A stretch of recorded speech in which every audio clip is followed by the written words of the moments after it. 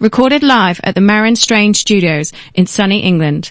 It's the Vaughn Joseph Show. Get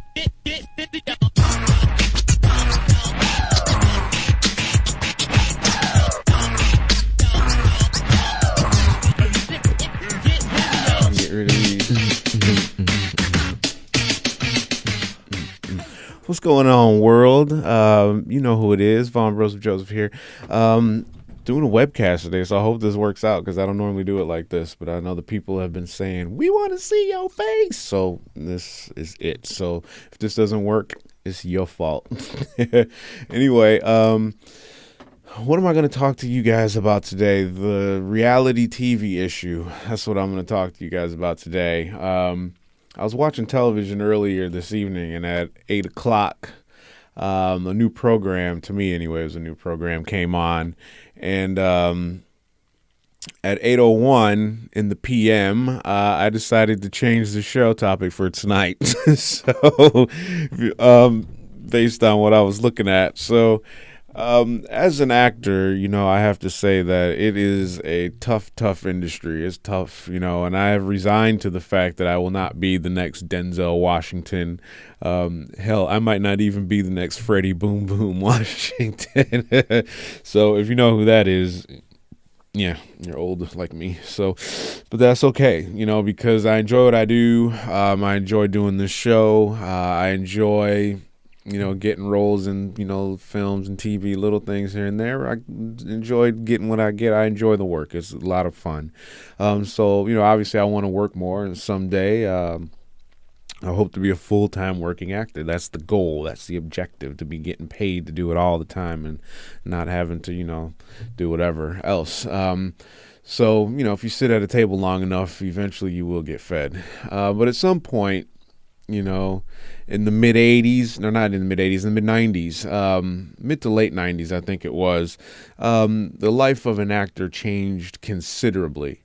And that was due to reality TV, in my opinion.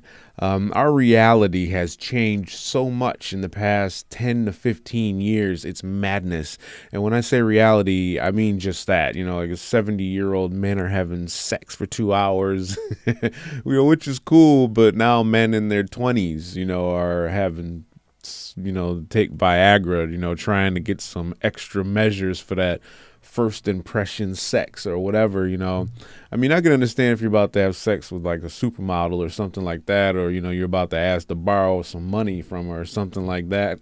Then you need to, you know, come with a little something extra. So anyway, so the way we see reality in our lives has changed in so many ways, whether it's watching, you know, close-up pictures of some celebrity's zits, you know, and they're trying to sell you Proactive, to this madness. I'm just seeing the other night for the first time. I'm ruined. Here Comes Honey Boo Boo. What the hell was that?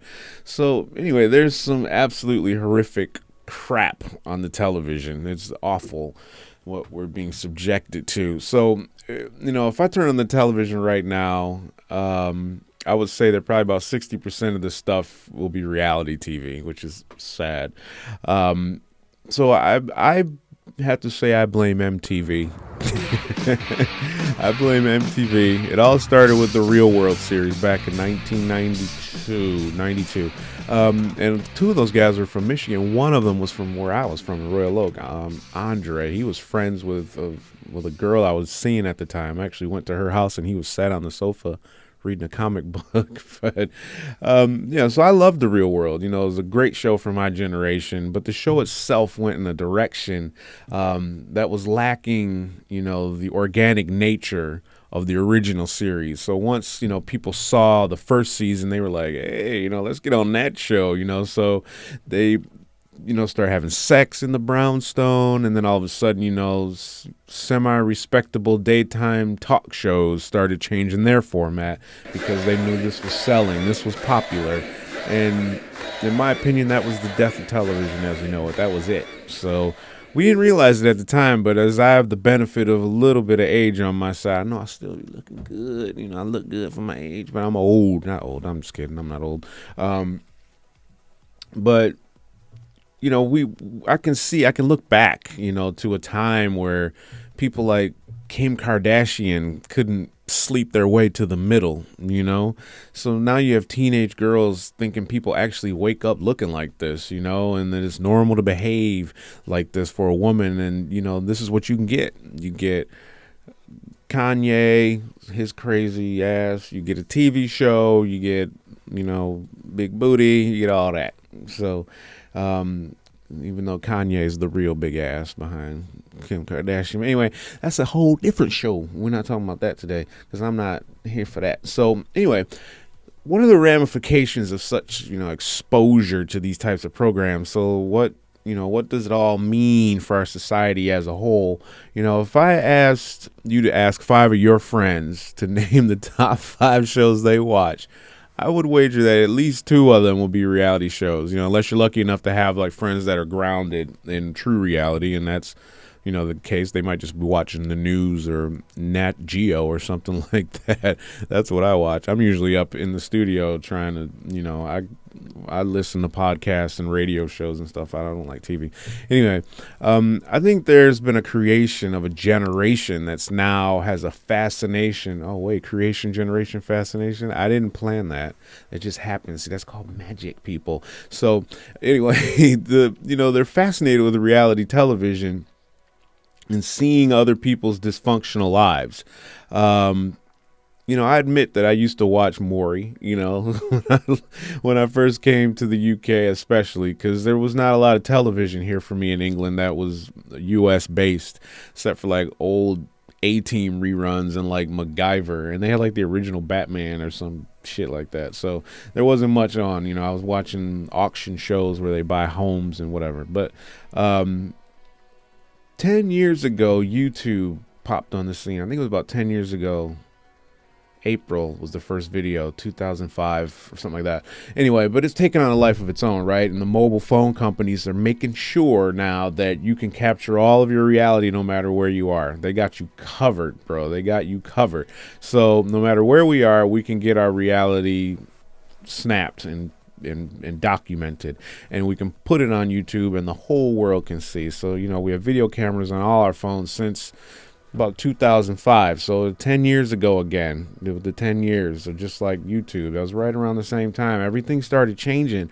So, you know, like a lot of our kids, they're not used to that because they were born, you know, at a time where these things were in development and they were coming up. So they are used to these things. So they aren't used to there not being an iPod or an iPad or, you know, any of that stuff. They just know touchscreen phones. I used to have a big old clunker, you know, but I was reading earlier that Japan is going really get a big market for flip phones now again, like back in the day. So that was what the show was going to be about until I saw this crap on TV earlier. And I was like, oh, jeez, I got to change the topic. So anyway, you know, this modern convenience, you know, it has its upsides, doesn't it? You know, it comes with a negative as well, though. So now everyone tapes fights in the streets, fights in the schools. You've got, you know, people pulling pranks, going to the hood and, you know, doing all kinds of stupid shit. And it's taken off.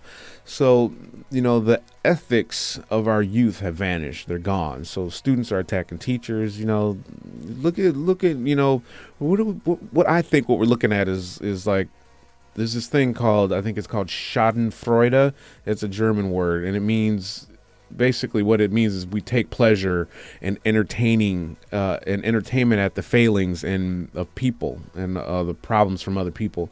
So like if you laugh when someone trips and falls on the sidewalk or when a company that you don't like goes out of business or something like that, you know, or a celebrity you dislike falls from grace, you know, because we love to take down a celebrity. You know, look at what they're doing to Bill Cosby right now. He's like 80 some years old. They're trying to destroy this guy.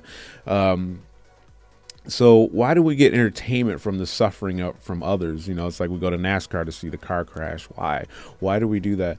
Most of these reality shows, they're not even reality, are they? They're scripted. You know, when you take a bunch of producers and investors and sponsors and all that stuff, things change. Things change, and they really adjust the show so that it's a moneymaker. So the reality aspect isn't even there anymore. So I point back to the MTV example, right? Someone studied the ratings, and whenever there was conflict on the show, the ratings jumped up. So what do you do to keep the ratings up? You show the people what they want to see, and that's what they started doing. So now there's no question that these shows are designed to entertain you. That's what they're for. That's why they're on TV. But they're huge money makers. They're huge money makers, so they're not going anywhere as long as you guys watch them. They're gonna still be there. But the problem I have with them is that they give the youth, the idea that, the way they see people behaving on the show is okay. This is acceptable behavior. Not only is it accepted, it's celebrated, right? It's on TV. So, of course, it's got to be great. We live in a world, of celebrities. Everybody loves a celebrity. We give them a star on the Walk of Fame. We give them tons of money. We go see them. We pay our money to see them on TV and the movies and buy their clothes and whatever, unless it's Kanye's clothesline, which, whatever. Again, that's another show. So, when we have shows like Hip Hop Wives or Honey Boo Boo or any other shows like these, that perpetuate, racial stereotypes, you create a major issue within the ethical core of society, in my opinion. So ever since Kevin went off on Julie on the original Real World and they had a house meeting, y'all, or Omarosa was on The Apprentice, there's always been that evil black man or woman on the show, or, you got like housewives of whatever city, and you learn that people cheat and they pop pills and they fight at social events and they get on TV, so people are like, I want to act a fool too, because they're getting paid and everybody knows who they are. They're on talk shows, they writing books, they doing all kinds of stuff. Normally these people were nobodies until, that Jerry Springer culture started to say, we need more, we don't want to just see people fight. We want to see people with money fight. Anyway, I'm not saying you shouldn't watch these programs, obviously, but I just wonder why we want to watch them. Why do you want to watch them? What is interesting about them that keeps you tuning in every week? Survivor's been on for ages and Real World's been on for ages. You got all these shows that have been on for so long. I was watching something earlier this evening, as I said, to follow up, the follow-up show to what I was watching. Anyway, I was watching the show. It was called My 5 Wives or something like that. My 5 Wives. So this guy's got 5 wives, 24 kids. One of them was pregnant, so now he's going to have 25 kids and 5 wives. And they're moving to Washington because it doesn't matter. So then this commercial came on for a new show about a girl that made a video on YouTube. YouTube again.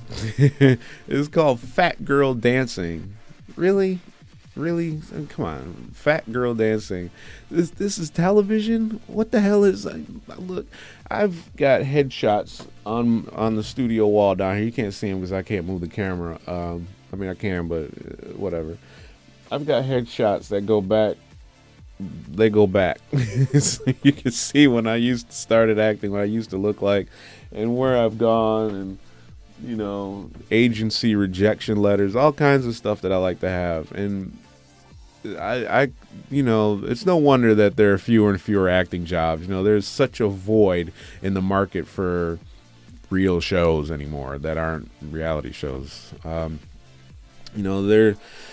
We've become like desensitized to it, by these shows. And if, you allow your kids to watch these programs and watch this madness, if you want to call it a program, that's up to you, then you're allowing these shows to influence your kids in a way that, in my opinion, you won't be able to fix once they've gone past a certain point, because they've been watching this crap for so long. They won't be able to separate reality from reality television. And I know you say that there was the argument about video games. And society, can you honestly tell me society has not gotten more violent since 1990, we'll say? Hell, the wall came down in Germany. Russia, the Soviet Union has been defeated, so everything's supposed to be cool now. People are cutting people's heads off and, shooting people up in the streets. It's mad chaos. People are beating each other up, putting it on YouTube, fighting on the bus, fighting on the train, smacking people up, doing all kinds of stuff. So anyway, That's all I had to say, really. I just want you guys to tell me what you think about it, because I wanted to touch on this on a more of a broad spectrum. So I do this short show, and then hopefully I can get the rest of my team to have their input, and we'll do a full-on show about this topic if there's enough generated interest.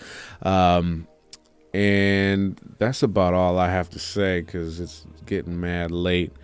And yeah, anyway, thanks for watching. I don't usually play music and stuff on the 30-minute shows, or however long this one is, probably maybe 20 minutes or so.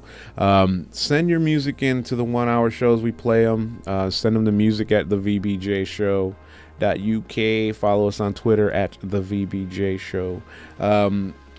We have a Facebook fan page, obviously, Vaughn Brohseph Show. Most of you are probably watching that here now. We've got SoundCloud account, but I prefer you guys go to Stitcher. All our shows are on Stitcher Radio. It's a free app. You can download it. But all of our shows from episode 0 all the way up to today will be on Stitcher Radio. And if we get accepted to Dash Radio, they're going to be on Dash Radio too. But you can also get them at TuneIn Radio. If you have the TuneIn Radio app, we've got the Vaughn Brohseph Show on TuneIn. But again, those are only the more recent apps, or the recent shows. But the Stitcher app will have all the shows. Our website will have the shows. If you want to go to TheVBJshow.uk, you can get our shows there as well. If you want to call into the show, let us know. We arrange that, because I'm doing this live now, but we're going to try and gradually move it towards this format where we're not actually recording and then putting it out. So we're just going to do it live, and then you just have it, and I'll put it out on YouTube later. We'll record it and we'll have it for subsequent view on YouTube. Anyway, thanks for checking us out, or checking me out. Hit me up. Let me know what you think. If you have any questions, we'd love to have you call into the show. You can get us on Skype. What is the Skype stuff? It's the VBJ Show. And FaceTime, you can hit us at Vaughn@Joseph.com. That's the FaceTime. If you got an Apple phone or iPad or MacBook, you can call the show for free. Anyway, that's it for me. Thanks for listening, and I hope you have a safe evening and a great week. It's only Monday. Oh man. Anyway, peace.